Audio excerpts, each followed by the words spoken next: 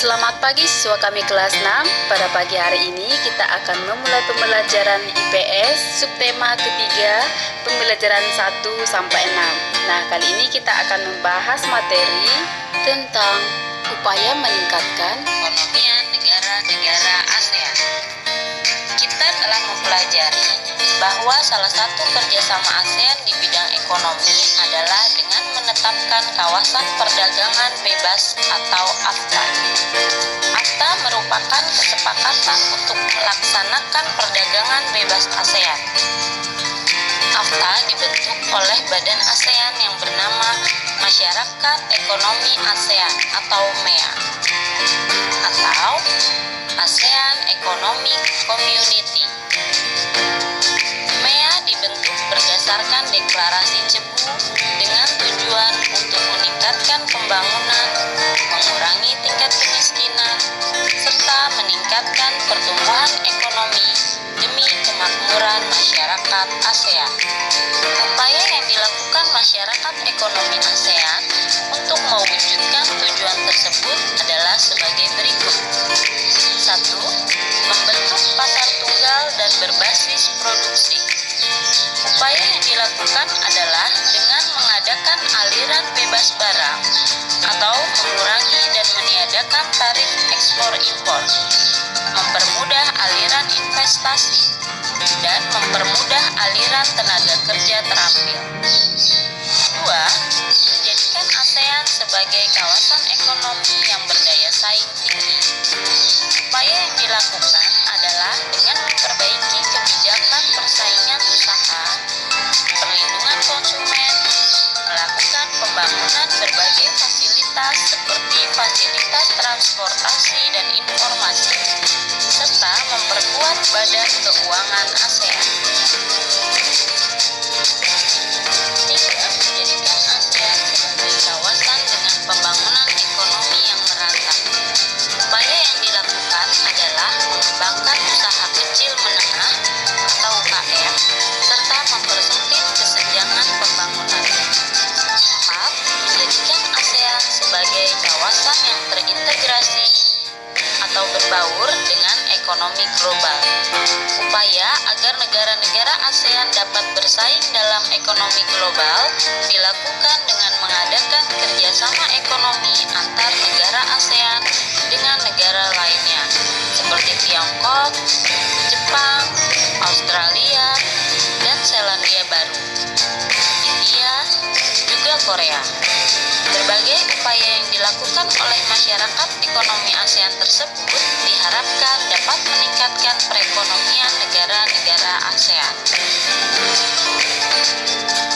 Nah, kesimpulan dari pembelajaran kali ini yaitu bahwa semua anggota negara-negara ASEAN berupaya meningkatkan perekonomiannya dengan berbagai upaya yang dilakukan masyarakat seperti membentuk pasar tunggal, menjadikan ASEAN sebagai kawasan ekonomi yang berdaya saing tinggi, menjadikan ASEAN sebagai kawasan dengan pembangunan ekonomi yang merata, serta menjadikan ASEAN sebagai kawasan yang terintegrasi.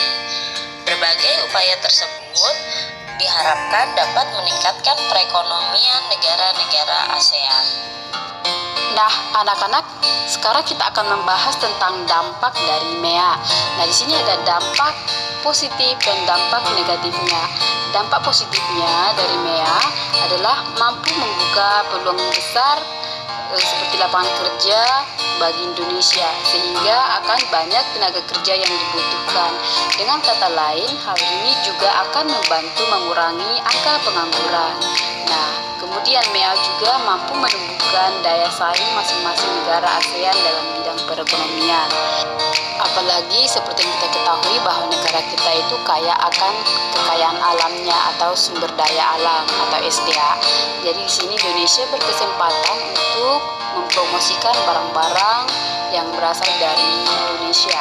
Nah, adapun dampak negatifnya yaitu Kalah saingnya tenaga kerja Indonesia dengan tenaga kerja asing. Namanya mengakibatkan terjadinya perekrutan tenaga kerja asing oleh berbagai perusahaan yang ada di Indonesia.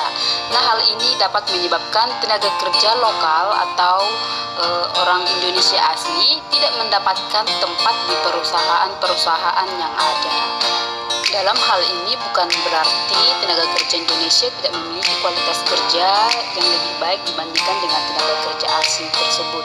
Nah, berikut ini kita akan membahas upaya yang dilakukan negara kita agar tenaga kerja Indonesia mampu bersaing dengan tenaga kerja negara lain, yaitu berikut ini. 1.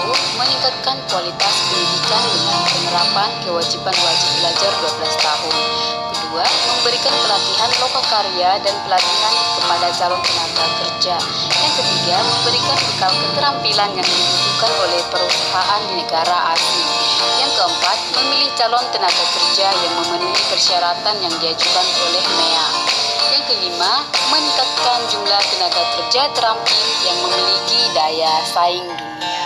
Nah, itu adalah upaya pemerintah agar tenaga kerja Indonesia mampu bersaing dengan tenaga kerja asing. Nah, baiklah anak-anak, demikianlah pembelajaran kita kali ini. Semoga anak-anak bisa memahami. Berikutnya akan ibu kasih tugas. Sekian dan terima kasih. Salam sehat buat kita semua.